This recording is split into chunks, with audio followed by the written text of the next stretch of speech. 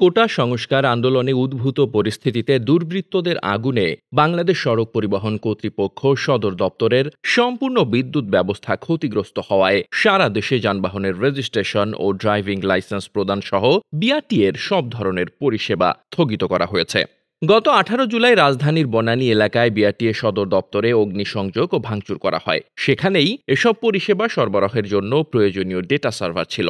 BRTA chairman Gautam Chandra Pal গতকাল বুধবার বলেন, সারা দেশে আমাদের সকল ধরনের পরিষেবা স্থগিত করা হয়েছে এবং ডেটা সার্ভার পুনরায় চালু না হওয়া পর্যন্ত স্থগিতই থাকবে। কবে নাগাদ এসব পরিষেবা চালু হতে পারে তা বলতে পারেননি তিনি। কর্মকর্তারা জানিয়েছেন, বিআরটিএ সারা দেশে 70টি সার্কেল অফিস থেকে 50টিরও বেশি ধরনের সেবা প্রদান করে এবং এর বেশিরভাগই অনলাইন কেন্দ্রিক।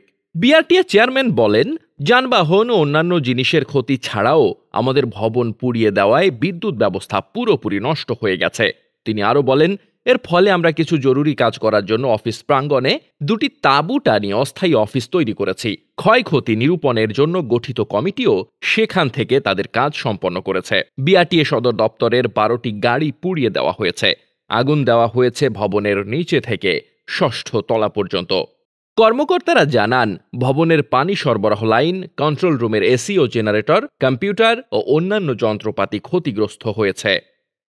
Desk report, বার্তাবাজার।